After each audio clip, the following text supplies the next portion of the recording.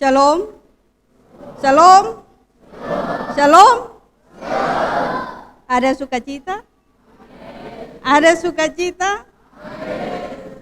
Harus ada. Amin, itu berarti keyakinan bahwa kita ada sukacita. Karena walaupun hidup ini sulit, toh ketong semua gemuk, sehat, cerah untuk menyambut Natal. Kekasih-kekasih Tuhan yang diberkati.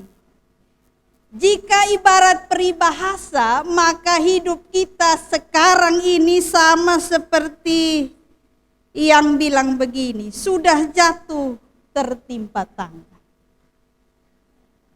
Kalau mau tambah lagi dia bisa begini, sudah jatuh tertimpa tangga digigit anjing. Dia sial terlalu dobel. Kenapa sial dobel-dobel? Karena sudah 2 tahun kita berada dalam kondisi pakai masker seperti ini. Sudah 2 tahun kita menjaga jarak, memikirkan tentang kesehatan diri dan sesama akibat COVID-19. COVID jalan 1 tahun lebih, seroja datang. Itu yang dia pembagian karena tendes tangga itu.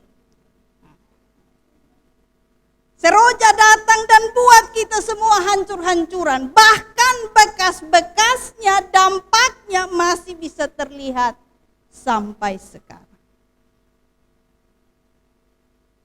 Dan mendekati Natal kali ini, jika ketong main tarik-tarik itu HP, maka kita akan lihat banyak sekali peringatan tentang perubahan cuaca yang drastis. Hari ini sampai nanti hari Minggu, kita bergumul dengan adanya badai. Ini bagian yang digigit anjing. Jadi hidup kita sudah jatuh, tertimpa tangga, digigit anjing. Dia pun sakit dobel-dobel. Ketika menyusun khotbah ini, saya berpikir bahwa sakit yang dobel-dobel ini sudah jatuh tertimpa tangga digigit anjing ini sama seperti kehidupan umat Allah di masa Yesaya yang hidup dalam kegelapan. Gelap itu bukan saja berarti ketiadaan cahaya. Tapi gelap dalam bahasa Ibrani itu berarti penderitaan, kehancuran, kematian, ketidaktahuan, kesedihan, kejahatan, dan ketidakjelasan. Umat Allah berada dalam kondisi yang seperti ini. Gelap, tidak ada arah. Karena mereka hidup dalam dosa, mereka berhadapan dengan ketidakbenaran dan ketidakadilan.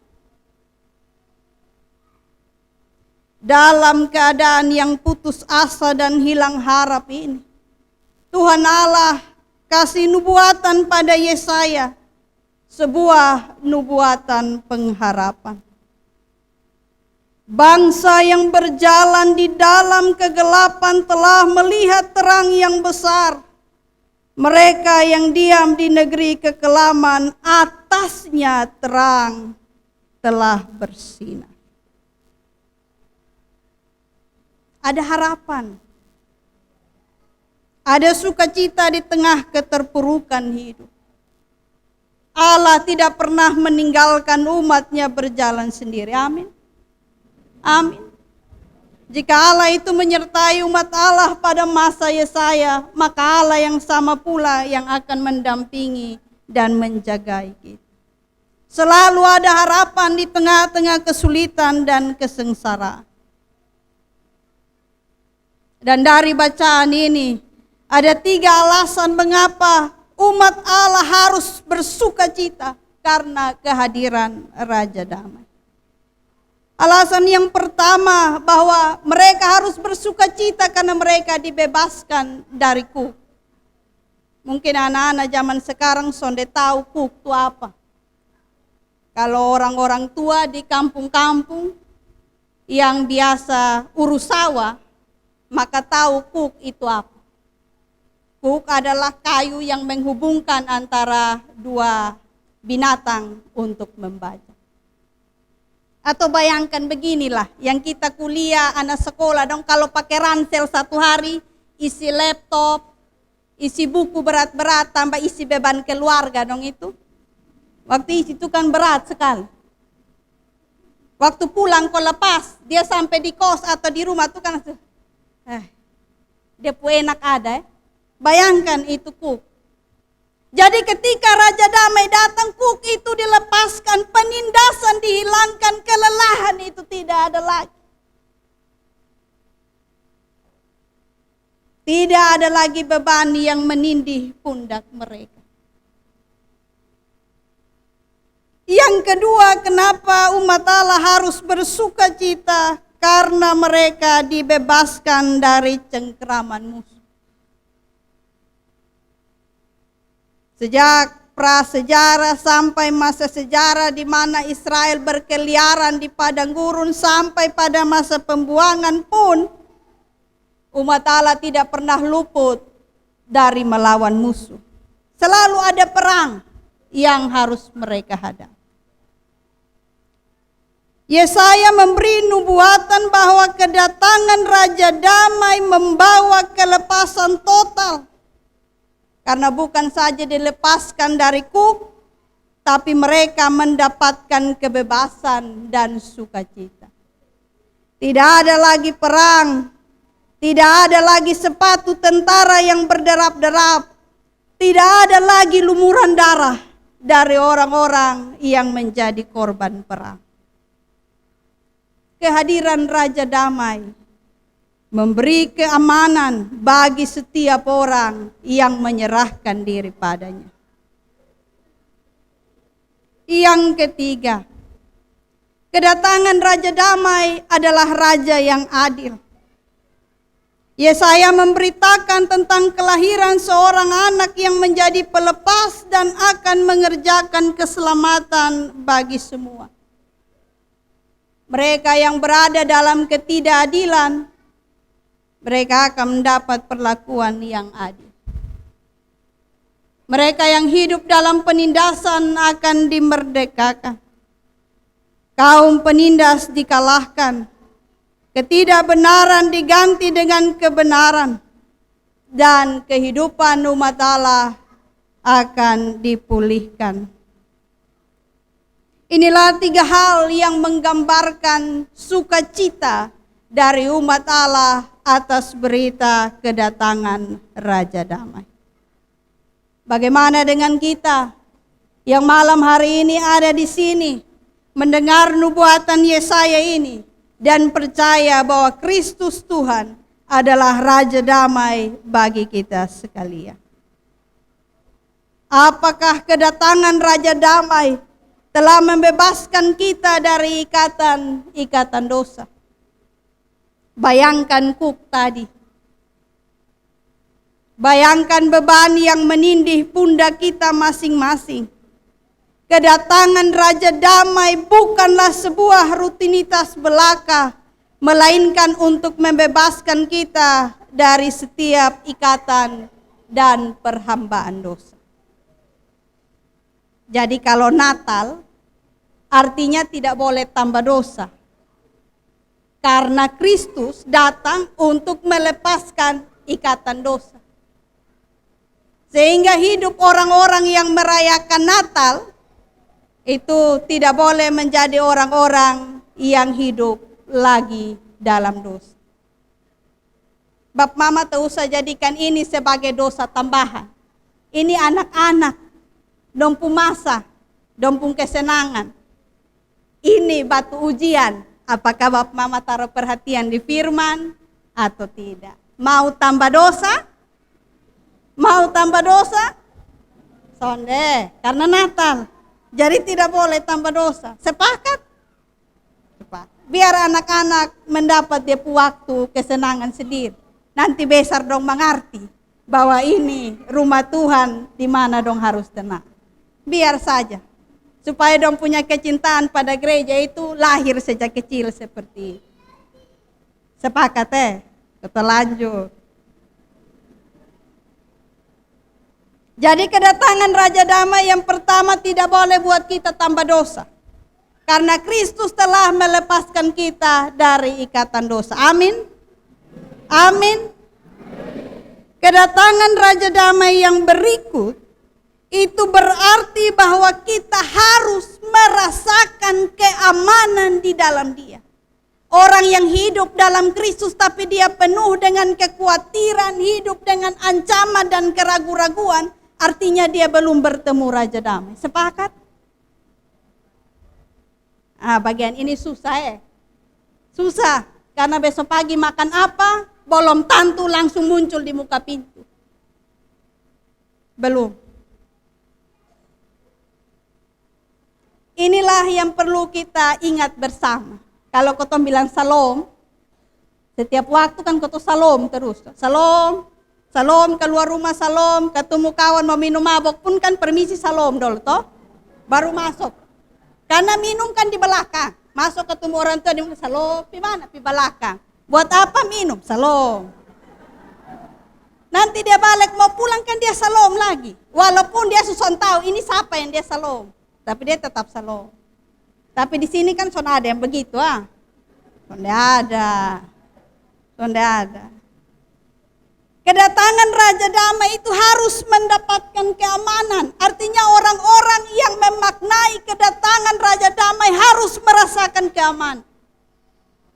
Jadi ketika kita bilang shalom, itu bukan berarti bahwa hidup kita tanpa kekhawatiran. Kita tidak punya hal yang kita tidak pikir. Tetapi dalam segala gelombang kehidupan seperti itu pun, kita tetap percaya bahwa Tuhan pegang tangan kita dan tuntun langkah kita. Amin. Amin. Sehingga kesesakan seperti apapun yang kita rasakan tidak akan membuat kita mengkhianati kemahakuasaan Tuhan. Kita tetap percaya bahwa tiap-tiap hari kita dihidupi. Kita dijagainya, kita dipelihara. Raja Damai memberi damai bagi orang-orang yang menerima Dia. Yang berikut kekasih-kekasih Tuhan sekalian. Kedatangan Raja Damai bagi kita jemaat diaspora Danau Inai haruslah menggerakkan kita untuk sadar betul bahwa dunia ini sangat gelap. Dunia penuh dengan kebobrokan, dunia penuh dengan berbagai ketidakadilan dan kecemaran. Kita harus sadar betul itu. Tetapi kesadaran itu tidak membuat kita berpangku tangan.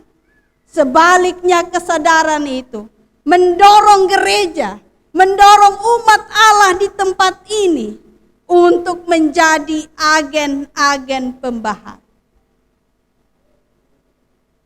Kelihatannya berat, kelihatannya sulit, tetapi menjadi agen-agen pembaharu harus dimulai dari dalam rumah kita, dari dalam gereja kita, dan dari tempat di mana kita tinggal.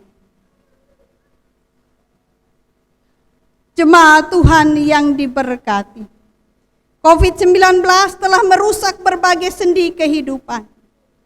Kita berduka karena ada banyak orang yang kita kenal, bahkan mungkin bagian dari keluarga kita yang pergi meninggalkan kita karena COVID.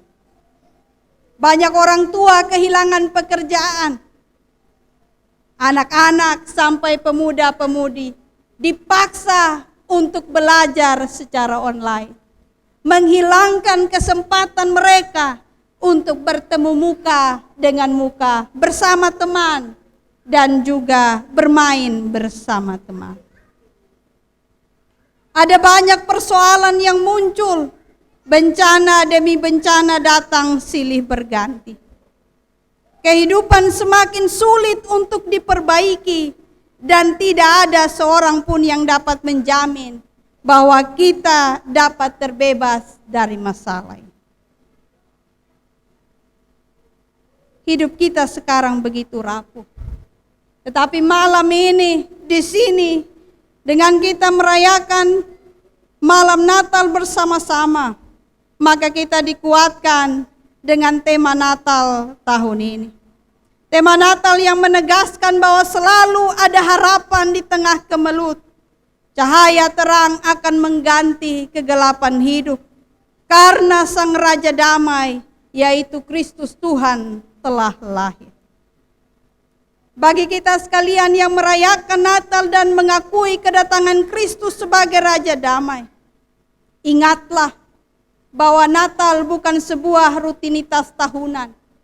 Natal bukan hanya perayaan yang konsumtif, tetapi Natal harus dimaknai melalui hidup yang sungguh untuk menjadi agen perubahan, mendatangkan kedamaian, sukacita, keadilan, dan pemulihan hidup. Natal harus mendorong tiap-tiap kita, besar kecil, tua muda, untuk menghadirkan suka di tengah duka, tawa di tengah tangis, pemulihan di tengah kesakitan, keadilan di tengah ketidakadilan. Jika kita maknai Natal secara benar, maka Natal tahun ini tidak akan sia-sia. Perubahan dimulai dari rumah kita, dari gereja kita, dan dari tempat kita tinggal. Amin. Amin. Selamat Natal, saudara. Selamat Natal. Selamat bersukacita untuk kelahiran Sang Raja Damai. Bercahayalah sebagaimana lilin-lilin yang telah kita nyalakan. Tuhan memberkati. Amin.